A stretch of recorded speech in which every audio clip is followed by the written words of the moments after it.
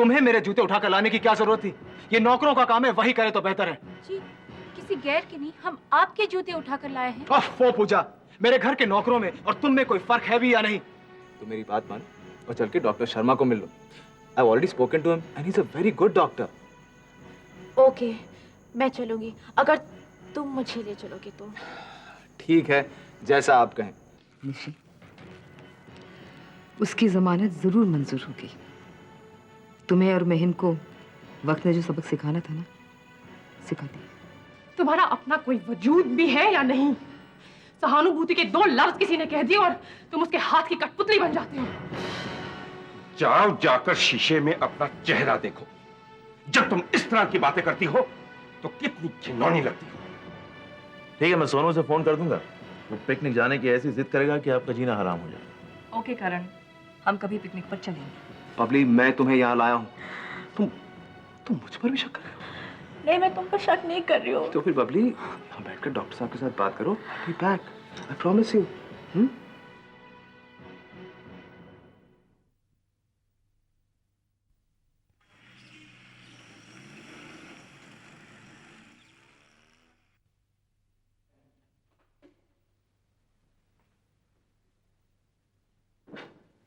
अब एक नाथ बैठो।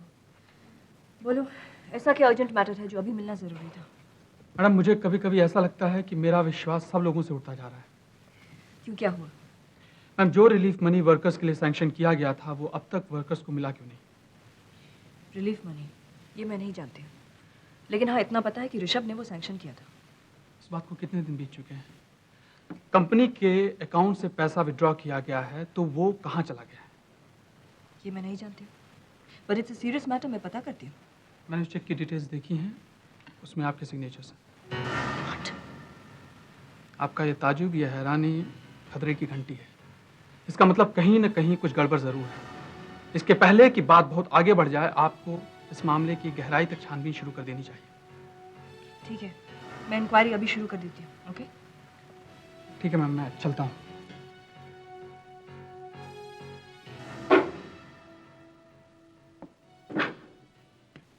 Yes, get me Rishabh please. जब मेरे पेरेंट्स के झगड़े शुरू हुए, तब मेरी माँ प्रेग्नेंट थी और मैं 5 साल की थी। उनके रिलेशनशिप आर्ग्यूमेंट्स तब लड़ाई झगड़ों तक पहुंच गया था। I mean, they used to physically fight. They used to fight.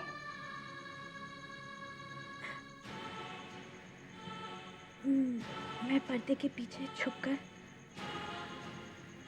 सब देखा करती थी।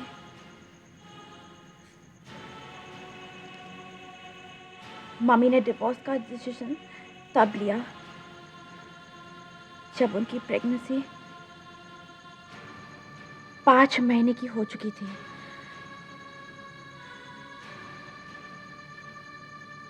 मैं अपने छोटे भाई के आने का इंतजार कर रही थी।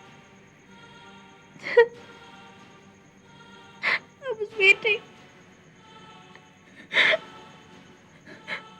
और एक दिन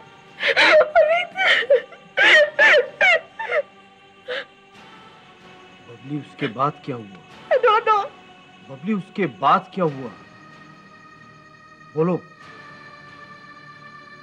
हाँ।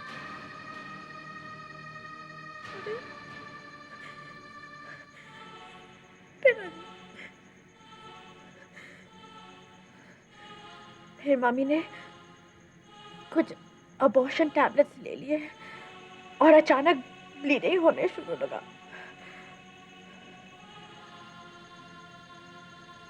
नानी माँ मम्मी को हॉस्पिटल ले गई और वहां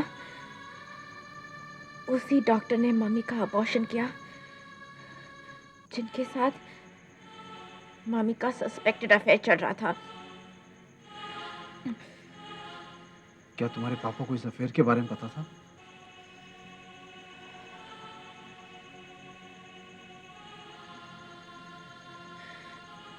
झगड़े की वजह शायद वही डॉक्टर था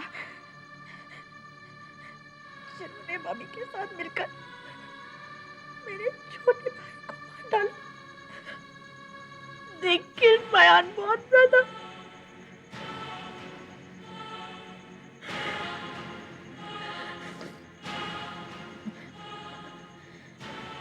पापा घर छोड़कर चले गए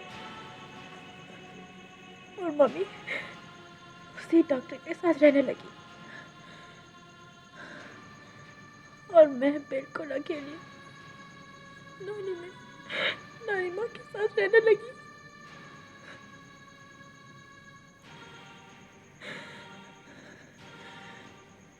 मैंने जब भी किसी को चाहा वो मुझसे छीन लिया गया है।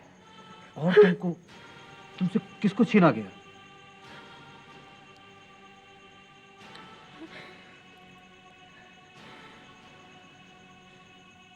वो ऋषभ है ना, वो मुझसे मनी मन बहुत प्यार करता है। मेधा ने उसे मुझसे छीनने की कोशिश की लेकिन वो छीन नहीं पाई। अब ऋषभ और मेरे बीच कोई नहीं आ सकता है। मैंने जिंदगी में बहुत कुछ खोया है।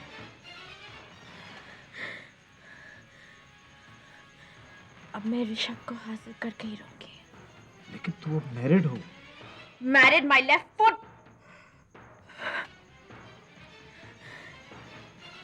वैसे ऋषभ की भी शादी होने वाली है पूजा के साथ, लेकिन वो पूजा को प्यार नहीं करता है।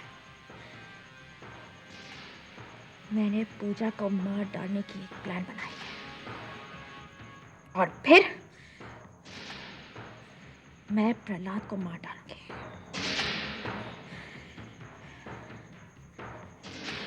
और उसके बाद सिर्फ ऋषभ और मैं।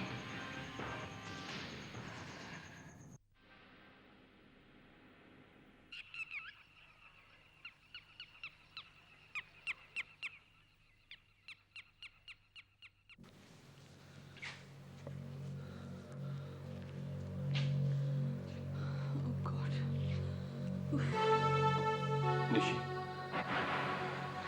निशी, कोई खबर? नहीं। समझ में नहीं आ रहा। ये खबर क्यों नहीं आ रही?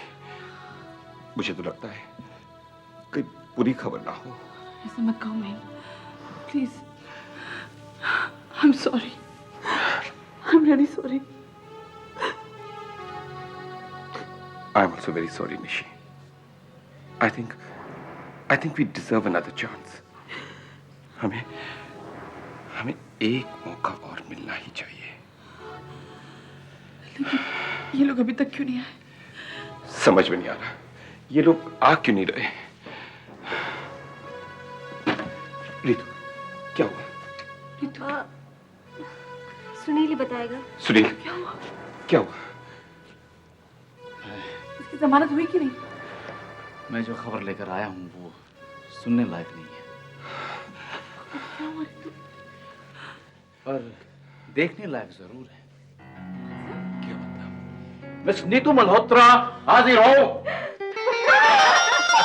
नीतू, मेरी बेटी, मेरी बच्ची, मेरी बच्ची। नीतू,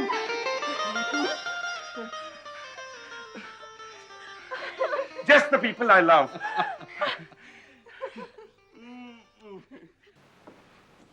डॉक्टर साहब, पब्लिक है, इतना घबरा क्यों रहे हो? बैठो। नहीं, what I mean is, I hope everything is fine and she's okay. She is fine. उसको मैंने नींद की गोली दे दी है, वो सो रही है। Thank God. मुझे लगा आपके साथ लड़ झगड़ कर वो घर चली गई है। नहीं, वो मेरे साथ बहुत कंफर्टेबल है। उसे नींद की गोली देना जरूरी था क्योंकि उसके दिमाग में प्रेशर था जो उसके लिए बहुत खतरनाक हो सकता है। किस टाइप का प्रेशर? आजकल बबली बहुत तनाव में रहती है। Please tell me one thing very frankly, Babli पूरी तरह ठीक तो हो जाएगी ना? हाँ, उसके ठीक होने के तो पूरे चांसेस हैं, लेकिन उसका केस थोड़ा कॉम्प्लिकेटेड हो गया है। आपका मतलब है उसका मेरे लिए obsession, is that right? Mister Rishabh, ये कोई छोटा मोटा ऑब्सेशन नहीं है। वो तुम्हारे लिए बिल्कुल पागल हो चुकी है। और इस ऑब्सेशन में वो किसी को जिस्मानी तौर पर नुकसान भी पहुंचा सकती है। लेकिन डॉक्टर साहब, आमतौर पर इस किस्म का पागलपन, इस किस्म की दीवानगी ठीक तो हो जाती है ना? ऋषभ, अगर ये किसी नॉर्मल आदमी यानी कि तुम, मैं, हम में से किसी को ऑब्सेशन हो तो उसका क्योर हो जाता है। लेकिन मुझे लगता है कि बबली कभी नॉर्मल थी ही नहीं। व्हाट? ये आप क्या कह रहे हैं डॉक्टर साहब? मैं बबली को बचपन से जानता हूं and she was a very normal fine girl. आप उसके भाई वाला केस जानते हैं? भाई वाला केस? नहीं। एक छोटी सी बच्ची जो अपने आने वाले भाई का बेसब्री से इंतजार कर रही है क्योंकि उसकी मां प्रेग्नेंट है, और मां बाप का झगड़ा इस हद तक पहुंच जाता है, वही मां अपने 5 महीने की प्रेगनेंसी को अबॉर्ट करा देती है। वो बच्ची जिसने अपने भाई के लिए खिलौने खरीदे थे, उनके बीच में रोती रहती है, और इस बीच उसका बाप उसके दिमाग में यह जहर भर देता है कि उसके छोटे भाई का कत्ल कर दिया गया। What? Oh my God! तुम्हारे लिए उसका ये ऑब्सेशन इसी बात का नतीजा है, क्योंकि बबली बचपन से ही ये जख्म लेकर बड़ी हुई है। तुम्हारे और उसके बचपन के इंसिडेंट में कौन सी सिमिलरिटी कहां और कैसे है, इसका पता लगाना है। इसका मतलब है बबली बचपन से सफर कर रही है? देखो ऋषभ, इसके लिए ज्यादा परेशान होने की जरूरत नहीं है। बस हमें अब बबली का ख्याल रखना है, और इसमें सबसे ज्यादा जरूरत होगी मुझे तुम्हारी। Anything you say, doctor, anything. आज से आप बबली के साथ ज्यादा से ज्यादा वक्त गुजारेंगे, और बबली जितनी देर भी आपके साथ रहना चाहे आप उसे रहने देंगे। Okay doctor. एक बात और, जी? मैंने आपसे पहले भी कहा था कि मैं बबली के हस्बैंड से मिलना चाहता हूँ। डॉक्टर साहब, मैंने उससे कहा तो था, लेकिन मैं उसे एक बार और रिमाइंड कर दूंगा। और डॉक्टर साहब, आप बबली पे जो भी ट्रीटमेंट करें, प्लीज प्रहलाद को जरूर शामिल रखिएगा। Okay, and thanks once again. Take care. कैसा है मेरा बहादुर बेटा? पापा, आप सबकी हिम्मत के साथ ही आपका ये बेटा बहादुर बन पाया है। अगर अकेली रह जाती तो बहुत मुश्किल हो जाती मेरे लिए। इधर आओ।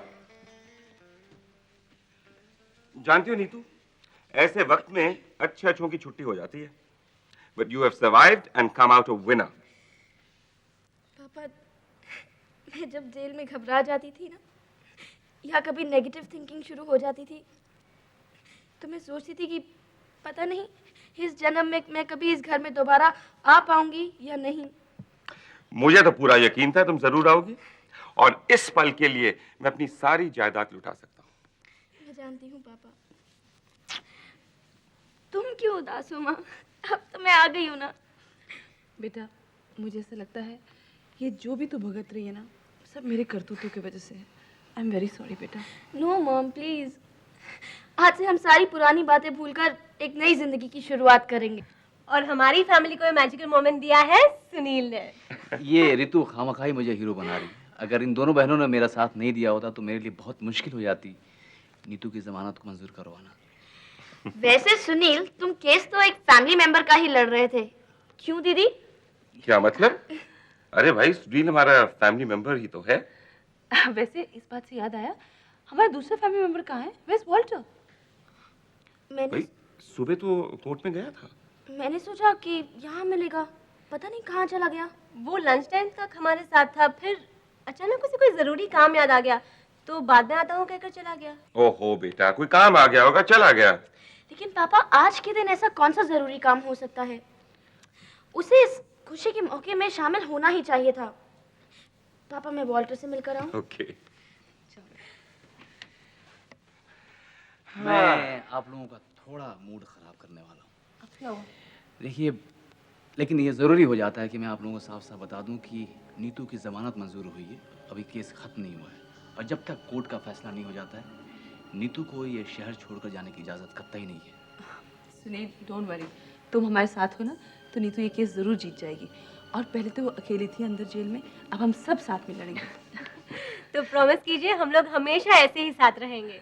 वैसे कितने दिनों के बाद हम लोग सब एक छत के नीचे एक साथ इकट्ठे हुए हैं। आज मुझे एहसास हुआ कि मैंने क्या खोया। Hello, everybody. Hello, hello, hello.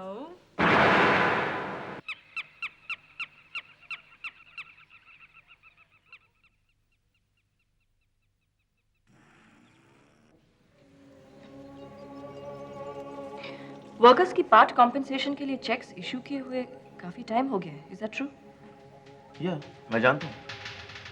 लेकिन पैसा तो अभी तक वर्कर्स के पास पहुंचा नहीं। क्यों? इस तरह से सवाल क्यों पूछ रही हैं आप? मैं सवाल पूछ रही हूँ, मुझे जवाब चाहिए बस। सवाल पूछने के और भी तरीके होते हैं। कारण जब फाइनेंशियल मैटर्स मिस्टीरियस होने लगे तो किसी भी कंपनी के चेयरपर्सन को और कोई तरीका नहीं होता है। पुलिस चोर की खबर ले रहा है। तुम इसे कुछ भी समझो, आई डोंट केयर। कंपनी की चेयरपर्सन की हैसियत से आई demand an explanation. Alright madam chairperson, मैं जानता हूँ कि चेक इशू किए बहुत वक्त हो चुके हैं और उस दिन से लेकर आज तक के सारे बैंक स्टेटमेंट्स मैं आपको दिखा सकता हूँ। कंपनी में बहुत बुरी लिक्विडिटी प्रॉब्लम चल रही है, आप शायद जानती नहीं है। और मेरी इस बात पर भी आप यकीन नहीं करेंगे, मैं अच्छी तरह से जानता हूँ। इसीलिए बैंक स्टेटमेंट्स मैं आपको बता और सबूत पेश करता हूँ। मैं लॉर्ड, मुझे ये सब कुछ बताना तो चाहिए था करण। अगर सारी प्रॉब्लम्स और फाइनेंशियल डिटेल्स में अगर आपको बताने लगा तो आप पागल हो जाएंगे। लेकिन करण, जब ये सवाल मुझसे अचानक पूछा जाता है तो मैं क्या करूं? आप ऐसे केसेस मेरे पास फॉरवर्ड कर सकती हैं अगर आपको मुझ पर यकीन हो तो। नहीं, यकीन है। I am sorry, heat of the moment. आज आपने ये साबित कर दिया कि हमारे रिश्ते के बीच शक की कितनी गुंजाइश है। मैंने सॉरी कहा ना करण, और फिर स्वेतलाना को करण पर बेशक भरोसा है। लेकिन कंपनी के चेयरपर्सन को अपने फाइनेंशियल एडवाइजर को क्वेश्चन करने का भी हक है। आपके साथ कौन सा रिश्ता कब किस तरह से निभाना है उसकी प्रैक्टिस जरा धीरे धीरे होगी। सॉरी, फिलहाल मैं चेक सुबह तक पहुंचा देता हूं।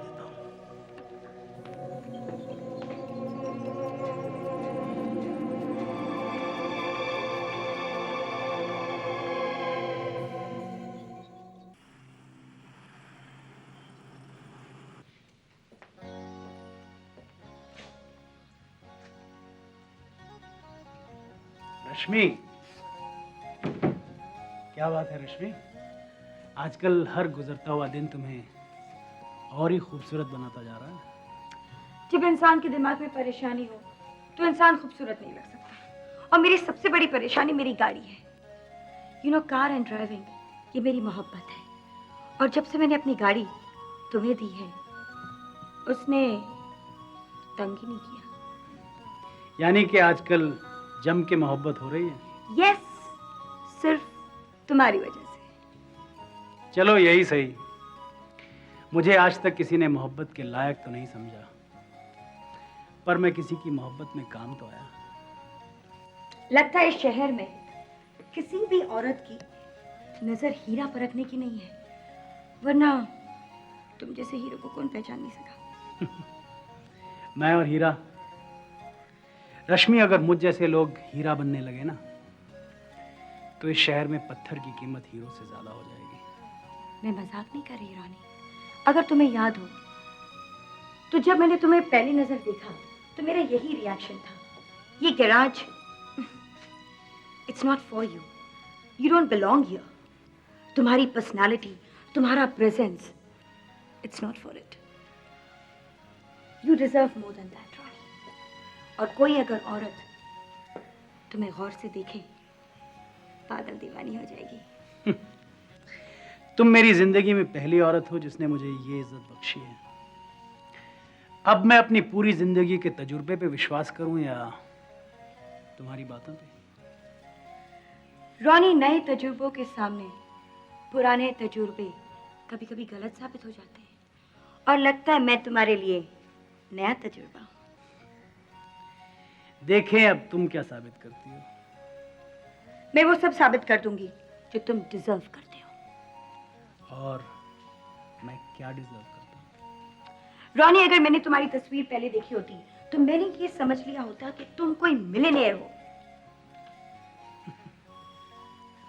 रश्मि, तुम मुझे एक बहुत ही खूबसूरत चने के झाड़ पे चढ़ा रही हो। रॉनी, मुझे इतना वक्त दो कि मैं ये साबित कर सकूं कि दौलत तुम्हारे पास आएगी। वैसे तुम्हें दौलत कमाने का दिल नहीं करता? दौलत कमाने का जरिया तो मैं ढूंढता ही रहता हूँ। अभी एक नई प्लान बना रहा हूँ कार डीलरशिप की, लेकिन कमबख्त उसके लिए भी किसी ना किसी लखपति की रेफरेंस की जरूरत है। Okay, I will solve that problem. वैसे तुम स्वेतलाना के पास क्यों नहीं जाते? I mean she can help you. ये स्वेतलाना के बारे में तुम कैसे जानती हो? मैं स्वेतलाना के बारे में कुछ नहीं जानती। वैसे तुम्हारे बारे में जब पता किया तो स्वेतलाना का जिक्र आ गया। और मेरे बारे में क्यों पता किया तुमने? जब इंसान को किसी और से दिलचस्पी हो तो उसके बारे में पता कर ही लेता है। रश्मि, जब दो लोगों को एक दूसरे में दिलचस्पी हो ना, तो वो साथ में घूमते फिरते हैं, मस्ती करते हैं। चलोगी मेरे साथ? अभी नहीं, लेकिन एक दिन वो जरूर आएगा जब मैं आगे बढ़कर तुमसे डेट के लिए मांगूंगी। फिर चलोगी मेरे साथ? Until then, bye. Okay. Hi, Beta. How are you?